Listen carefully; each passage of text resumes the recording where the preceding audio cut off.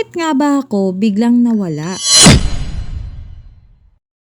Halos 2 months nga akong nawala at eto nga kasi ang mga dahilan at mga bagay-bagay kung bakit nga ako nawala ng 2 buwan. Sobrang dami ngang nangyari sa akin pagpasok ng taong 2024 at hindi ko na nga ma-handle ng sabay-sabay ang mga pangyayari. At ready na nga akong i-share sa inyo yung mga bagay na to na aking mga pinagdaanan, kaya tara samahan nyo ako. Yo! Welcome sa aking series SKL! Share ko lang!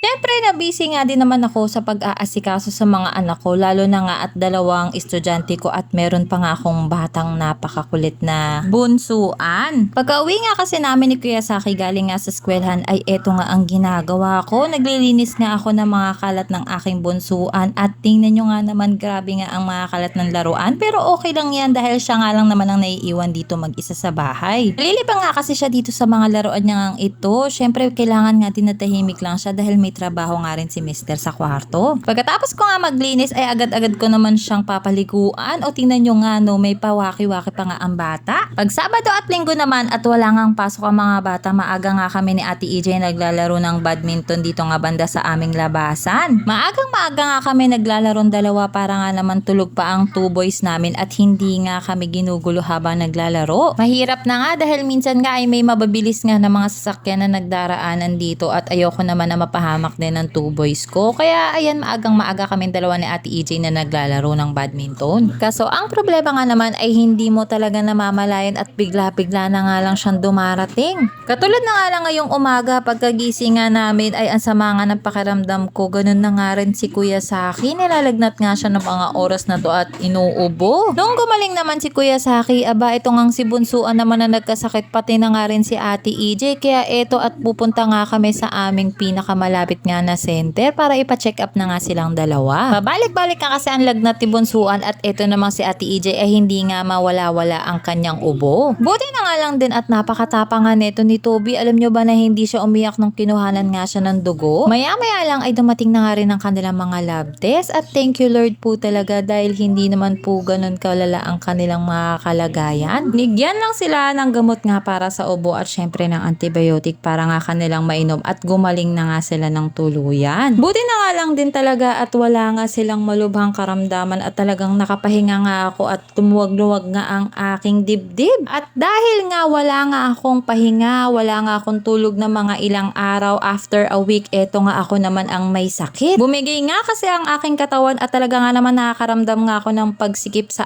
aking dibdib. Madaming mga lab test ang pinagawa sa akin. Isa na nga dyan ang syempre sa dugo at sunod nga yung ECG at ang mga x-ray. Isang malaking thank you Lord nga ang nasabi ko nung nakita ko na nga ang resulta ng aking mga lab test. Wala naman nga akong major na sakit, pero yun nga may nakita lang sa akin na hindi nga siya normal counts. Nayuhan nga ako ng doktor na wag nga daw ako masyado mag-isip, ma-stress at syempre kailangan ko nga rin magpahinga. Kailangan ko nga rin daw kumain ng maraming gulay at magbawas nga ng timbang at mag-exercise nga kahit papaano. Ang hirap nga naman kasing takasan nga ng stress. Alam nyo ba na araw-araw ay lalong dumadagdag ang aking mga isipin at problema, katulad na nga lang na nangyari sa aking cellphone. Sobrang puno na nga kasi siya ng mga videos nga at syempre nito nga mga vlogs ko, kaya nga naman tinry ko na nga ilipat siya sa hard drive. Pero hindi ko naman akalain na aabutin pala ng 1 oras mahigit ang paglilipat nga ng mga files ko. Isipin mo yun, ganun pala kadami ang laman nga ng aking cellphone. Kailangan ko nga pagtsagaan eto nga paglilipat nga ng mga files ko dito nga sa hard drive dahil kung hindi, naku, kawawa naman yung cellphone ko. Baka bumigita nga talaga ng tuluyan. Wala na akong magamit sa aking pagbablog. Dahil alam nyo ba, sa totoo lang ay miss na miss ko na talaga ang pagbablog. Pero sa sobrang dami nga na nangyari sa buhay ko, ngayon nga lang ako nagkaroon ng lakas loob na mag-edit nga at mag-voice over na itong mga naipon ko nga mga videos. Alam nyo ba na ang pagbablog ko ay parang stress reliever ko na nga rin? Dahil bukod nga sa mga anak ko, ang pagbablog nga ay isa talaga sa pinakamamahal ko ang ginagawa sa aking buhay. Realize ko nga rin na sa aking paghinga, no, talagang yung mga problema bukod sa hindi nga natin mapipigilan ay dagsa-dagsa nga siya kung dumating, pero laban lang as long as kasama ko yung mga anak ko. Naku, haharapin ko ito ng buong puso at buong tapang dahil kasama ko rin si Lord. O siya, dito na lang. Yun lang.